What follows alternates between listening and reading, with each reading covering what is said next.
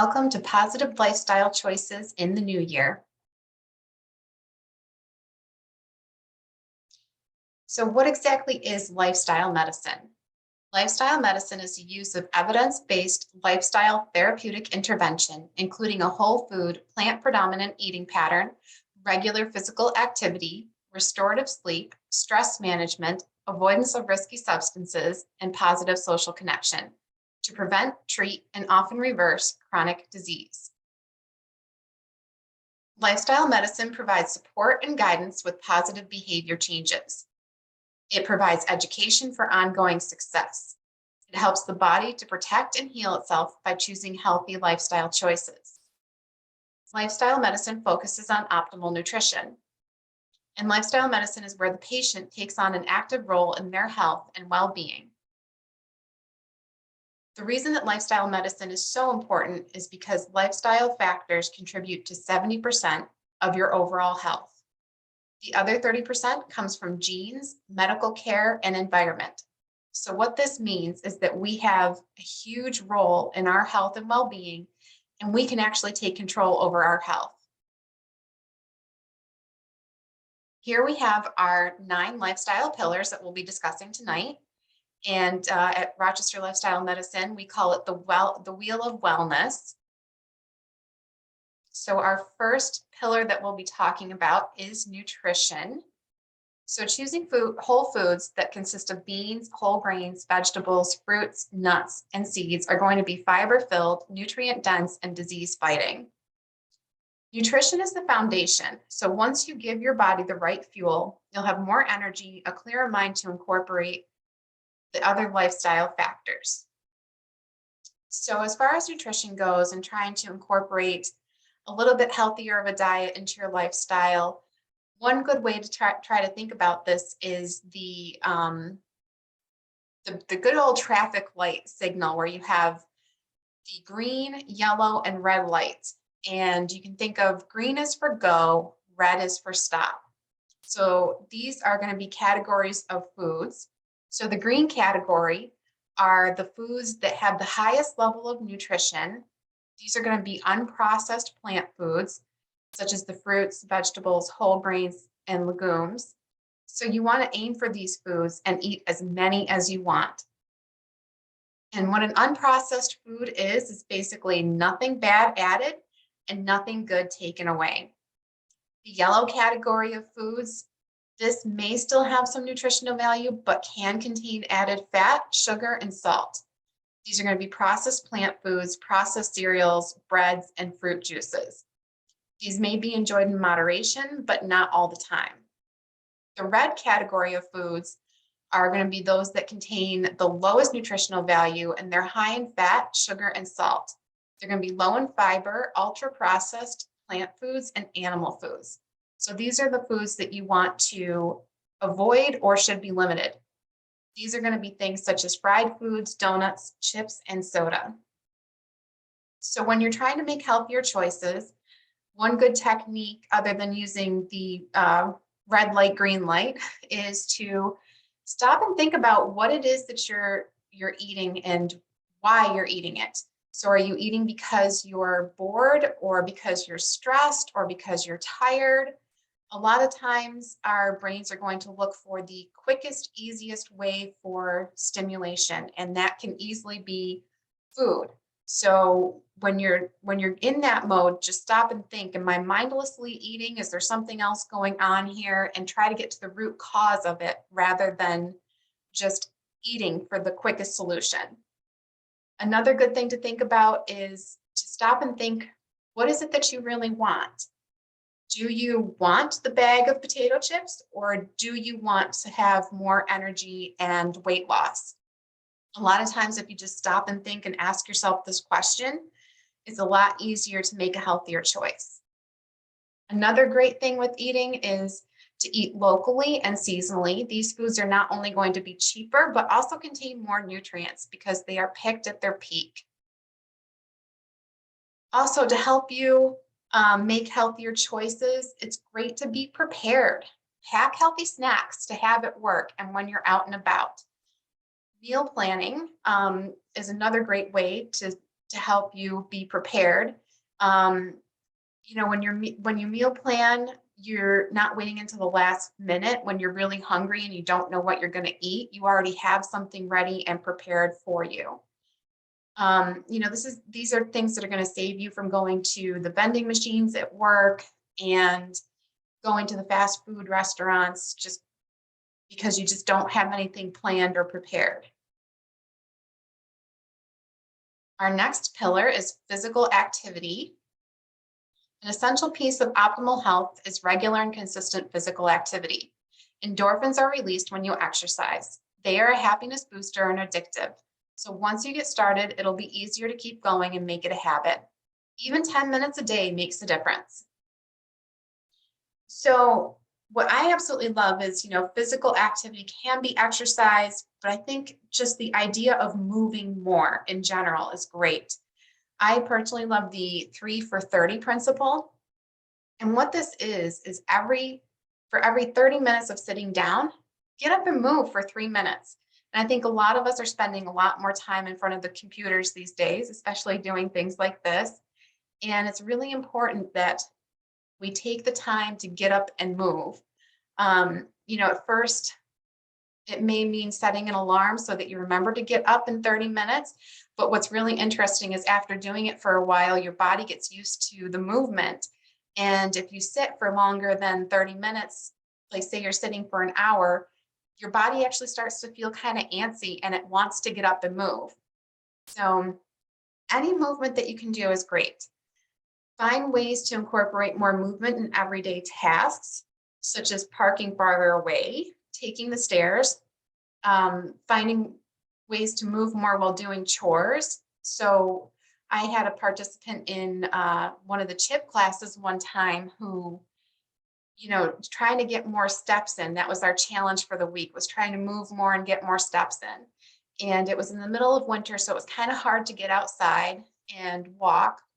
So what she did was she decided to fold her laundry in the room that was farthest away from her bedroom where she kept her clothes. And what she would do is she would take each piece of laundry after she folded it and walk it one piece at a time to her drawers to put it away, just so she could get in extra steps. And I will tell you, I've taken this on and it's fantastic. It's actually a great way just to kind of keep your body moving. Find different ways throughout your chores, throughout the day, to just get a little bit more movement in. A fun one is to dance in your kitchen like no one is watching. Put on the radio, get the music going, get your favorite tunes on. And, not only is this going to bring some movement, but it's also going to be a nice little boost of energy. And it's going to just make you a little bit happier throughout the day. So schedule or plan a physical activity like you would an appointment. Make it fun, not work. So try to find something that you really enjoy doing, whether that's gardening or, this time of year, maybe it's skiing or snowshoeing. Just find something that doesn't feel like it's exercise. Another great one is to stretch while you're sitting. Again, we're sitting here a lot more at our computers, and, just doing something as simple as neck stretches is going to be even that is just a little bit of movement, and that's going to help you throughout the day. So a goal of 10,000 steps may sound like a lot, but that can add up really quickly throughout the day if we allow ourselves to insert little extras. If that sounds like it's a little hard to do, instead of counting steps, do 30 minutes of moderate intensity activity. So what's nice about doing this is moderate intensity activity is going to be different for me than what it's going to be for you. So this is whatever you would consider to be a 3 or 4 out of 10. So that's kind of nice, is that you get to decide what level it is for you. Our next pillar is time outdoors. So getting out in nature, whether walking, hiking, gardening, enjoying a picnic, or just being outside, can lead to increased mental health, increased vitamin D, and reduces stress. So we actually spend about 90% of our time indoors these days. It may seem like it's a little bit more that we get outside, but what happens is we really just go from the house to the car, from the car to the building. And, we're in these incredibly sterile environments all the time, and we're not getting enough sunshine and we're not getting enough time outdoors. So try to get out for at least 30 minutes a day. We need the sunlight for 30 minutes. Even if you have to break it up into two 15-minute or three 10-minute, you'll still get the same benefit. Do something fun. Find an activity that you enjoy doing outside. If you're unable to get outside, I know this time of year, it's a little bit harder, especially, here in Rochester, it's very cold. It hasn't stopped snowing. I'm not one that likes to get outside this time of year. So if you're unable to get outside, there's some tricks that you can do too. You can think about a time where you really enjoyed being outside and just kind of sit there, close your eyes, and actually picture yourself being there. Remember the sights, sounds, and smells of being there. What's interesting is your brain will actually feel like you're there. Another great thing that you can do is bring plants inside your house if you're unable to get outside. Just having the green around you stimulates your brain. Walking around your neighborhood is actually one of those bonus ones, because not only does this give you a chance to get outside and walk, so you're doing your exercise pillar, you're getting outdoors, but it also helps you meet your neighbors. It gives you an opportunity to talk to people who are outside, and that helps build a sense of community. So that also checks off the relationship pillar. Also, during this time of year where it is harder to get outside, having the proper attire for the weather really does help. So make sure that you're comfortable. And that may mean bundling up and, having the layers on, but it's really worth it, because it'll mean that you'll actually want to be outside because you are comfortable.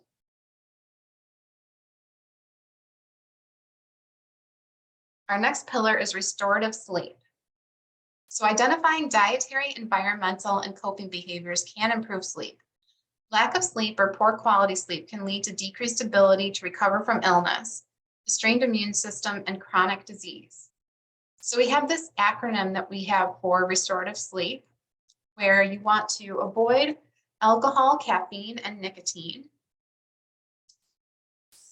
Sleep and sex, this is what the bed is for. Light, avoid blue light in the bedroom. Exercise regularly and be active during the day. Early to rise, regular wake time, and avoid long naps. Plan for bedtime, create a routine.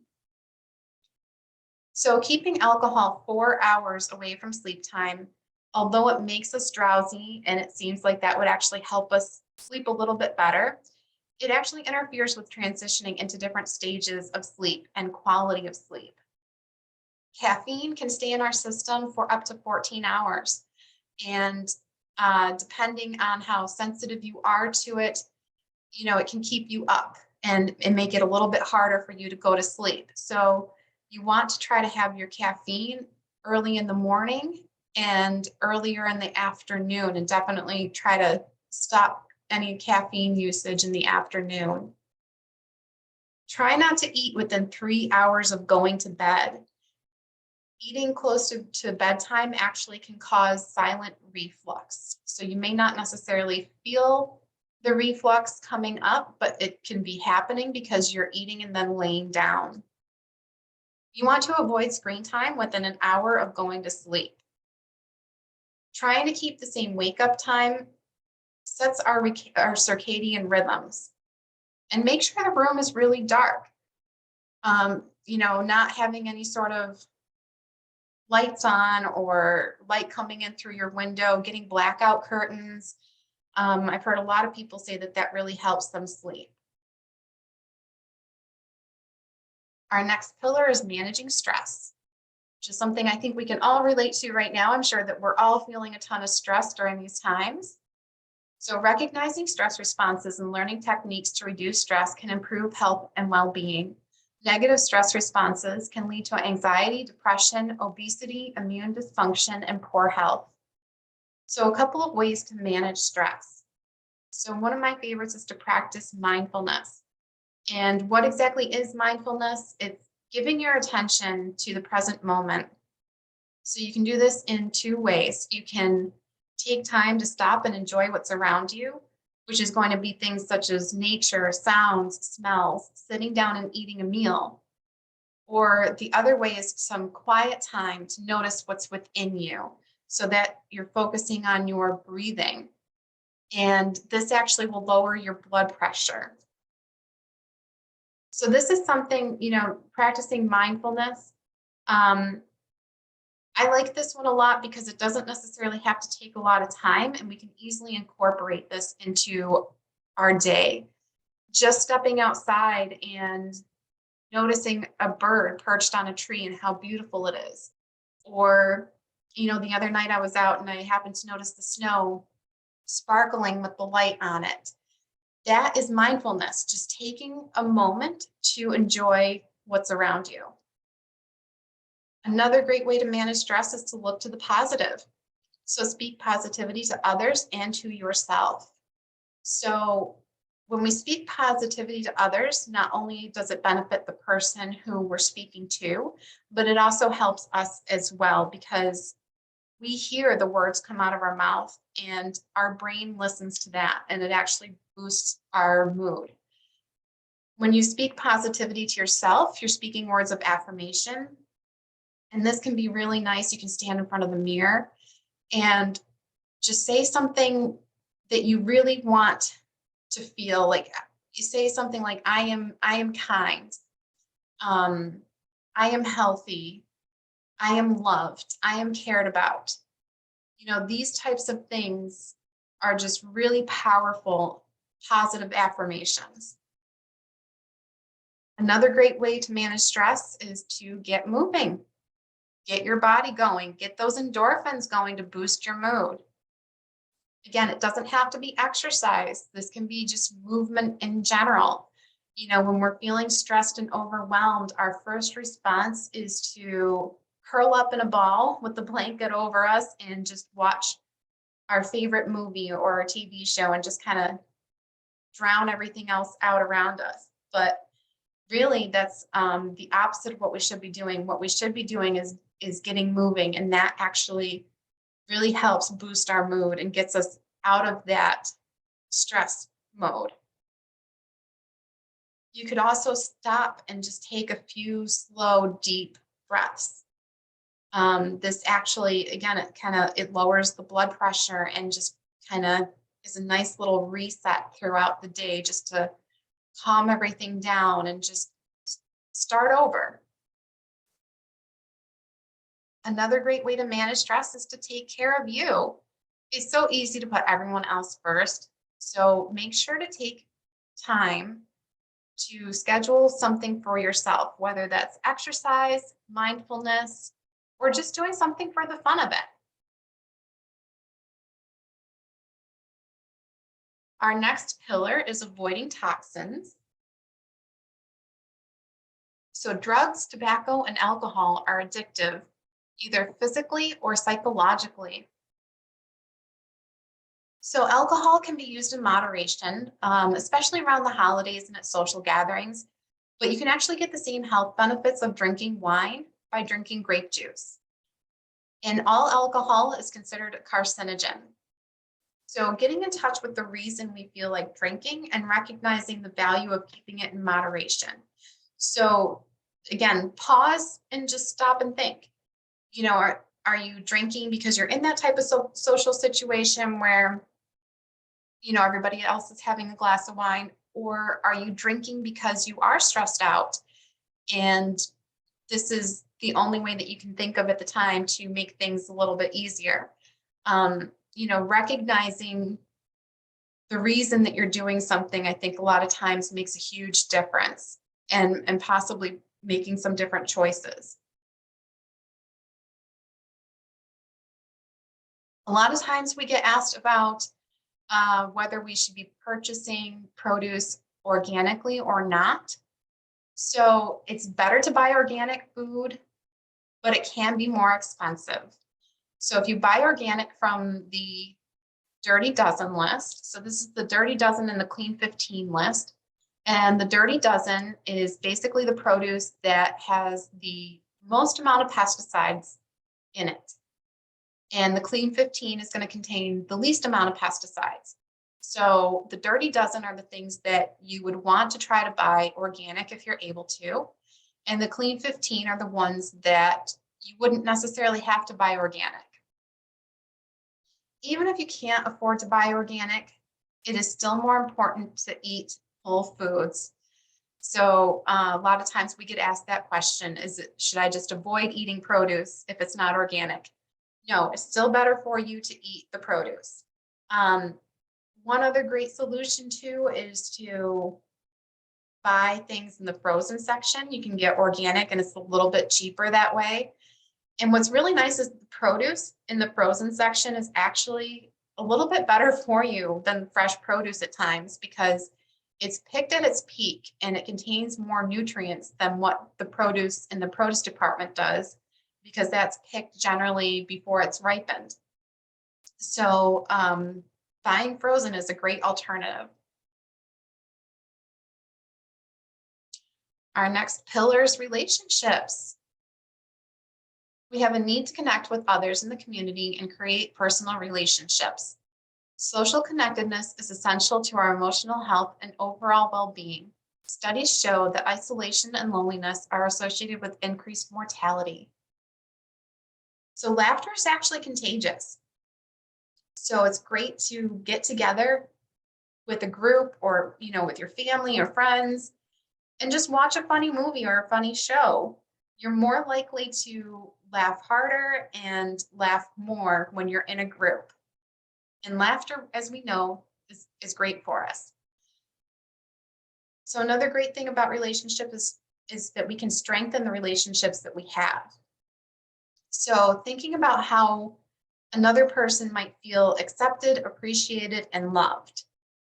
I don't know if anybody's heard of the 5 love languages, but this is basically, we all have our own language in which we like to be loved and how we feel loved. And these are words of affirmation, acts of service, quality time, physical touch, and gifts. So there's 5 different love languages. And when we take the time to notice how somebody else likes to feel loved, I think it makes a huge difference in our relationships when we show love in the way that in someone else's language. So thinking about, how in our relationships, how can you show love in a way that somebody else feels love? Also taking the time to listen. We're so busy these days and we're bombarded with electronics. So just something as simple as putting down the cell phone and being attentive, looking somebody in the eyes and having a conversation with them and giving them your full time and attention. We can also create new relationships, maybe a little bit harder during these times, but doing some programs online through Zoom has been a great way to start new relationships. Especially what's really nice is that it's been giving us the ability to meet people throughout the country, throughout the world that maybe we never would have connected with before. Also, you can just create new relationships being out and about, being complimentary to cashiers, or ask somebody how their day is going, looking at somebody directly in the eyes, smiling. And even though that may be a little bit hard to smile right now because we're wearing masks, your eyes still show the smile, even if somebody can't see it. So just taking that time to let other people know that you care. Our next pillar is sense of purpose. So the feeling that we belong to and contribute to something bigger than ourselves is a sense of purpose. So some ways that we can find our sense of purpose is by doing a volunteer activity, finding a group and just spending time volunteering, finding something that we enjoy doing and giving back to the community. Doing acts of kindness. So when we feel like we're giving to someone else, then we feel like we're contributing something positive to the community. Um, so something as simple as holding the door for somebody. I know that seems so small, but I think that that's something that's overlooked a lot these days, that are those small acts of kindness. You know, doing something like holding the door, it gives you the opportunity to connect with another human being. And I know, I've done that before, and it's sparked conversation, even just something about as simple as the weather. Whereas, I could easily just let the door go, let somebody else take it. But this gave me the opportunity to connect with somebody else. And I think that may have more of an impact than what we realize sometimes. You never know what somebody else is going through in their lives. And just having somebody go out of their way to do something nice for you can have a huge impact in somebody's day. Building a sense of community. So when we're in a community, we look out for each other as a group and contribute to the group as a whole. So finding a community that you can join, whether it's religious, neighborhood, group activity, such as environmental, yoga, or a food group, that's a great way to build a sense of purpose.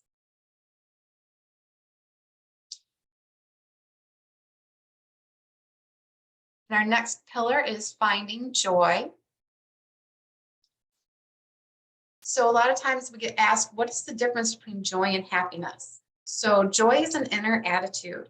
It's a spiritual way of engaging with the world that's connected to practicing gratitude.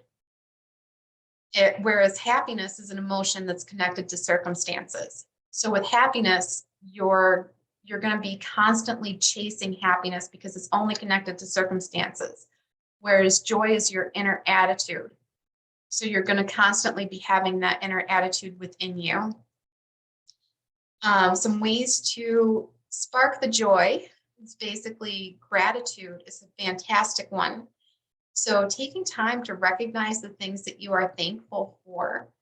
So a great way to do this is with a gratitude journal. You can do this throughout the day. Just write down 3 things that you're grateful for. I like to, right before bed, just kind of list 3 things in my mind that I'm grateful for, and that actually helps me fall asleep. It lowers your blood pressure, so it actually does help you get into that calm, relaxed mode. I know some people like to start their day that way. They jump out of bed and immediately, as soon as their feet hit the floor, they like to just say 3 things that they're grateful for that morning, and it starts their day off really positively. Another great thing is to discuss with others what you're thankful for. So again, this goes back to, not only are you hearing positive things from other people, which is great for your brain and boosting your mood, but you're also speaking them out loud. So you're getting to hear the things that you're positive, that you're thankful for as well. So that, again, is just boosting your mood even more.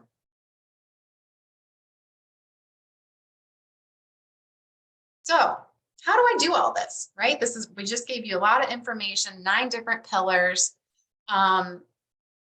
Could feel kind of overwhelming to take on all these pillars at once, right? But so we all have busy lives right now. And you may be wondering, how am I gonna fit any of this in? Here's a couple of fun ways to do it.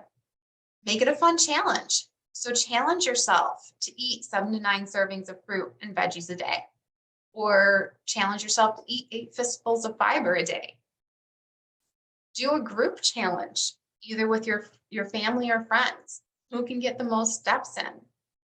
Get an accountability buddy. So this can be really helpful when you have a goal and you don't speak it out loud to anybody, or you don't write it down. You're more likely to not follow through on that goal. So it's really important to have someone that you can confide in and trust in to share something that's really important to you with. and just have them check in on you and say, hey, how is this goal doing? Are you making sure to get your steps in? Are you doing that exercise class? Just somebody to kind of give you that nice little nudge. Schedule activities into your day. If you only do these things, if there is time at the end of the day, they will never happen. You will always have things on your to-do list that will come first. So right now in one of our groups, we're reading the book, Atomic Habits by James Clear. Fantastic book. And it's all about building habits and how to make them last.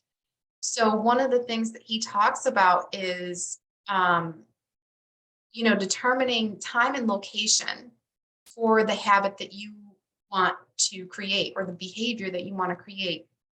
So it's saying something as simple as, I will walk for 30 minutes at 4 o'clock in my basement on the treadmill. So that's kind of the same idea as scheduling something. And once you have the time and location and the behavior established, you're more likely to follow through on something than if you just say, you know what, I'm going to try to walk today. Again, if you just have that mindset of, I'm going to just try to get this in, you're always going to find something that becomes more important than that, because we have this tendency to put others before ourselves. So make it a priority, whatever it is that you're trying to focus on. Thinking about your why. Why is it that you're making healthier choices, and actually picture yourself being healthy? So what I find really helps with this, there's some really great meditations on YouTube that there's some guided meditations for visualization of what you want for your future.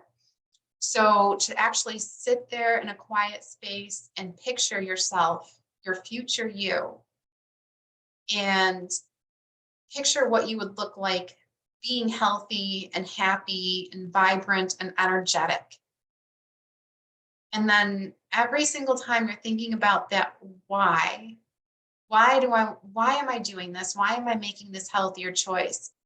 Actually picturing yourself as that healthier person, that future you, will help you get there a lot faster and a lot easier. So we also have some programs to help you along the way with this. Some great programs that provide education, support, and encouragement. Our first program that we offer is the Jumpstart program. It's a 15-day whole food plant-based program. It's medically facilitated 2-week Esselstyn style nutritional intervention to prevent and reverse chronic disease. It consists of 7 facilitated Zoom sessions with an interactive Google Classroom forum, and daily emails provide unique personal support. And the cost is only $199, which is a phenomenal cost for what is offered for this program. And it's basically 2 weeks of just jumping right into a whole food plant-based diet.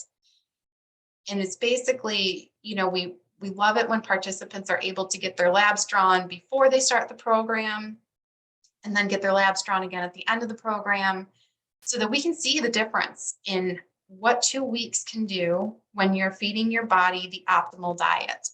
And you will be absolutely amazed by the changes that you'll see during this program. It's amazing just what you can accomplish in 2 weeks. So I highly recommend, if you haven't tried the Jumpstart program or whole food plant-based program, this is a great way to just dive right into it. And even if you're at that point where you have gone plant-based before and you just kind of need that refresher, that restart, this is a great thing to just kind of just kickstart back into it.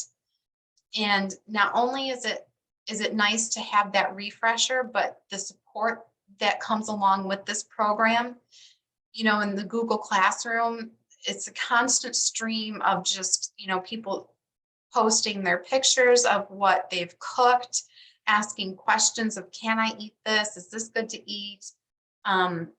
You know, and not only do we have our 3 primary sessions, we also provide a cooking demo, and then we provide check-ins during the midweek. So it's just really nice to have that additional support that goes along with the program.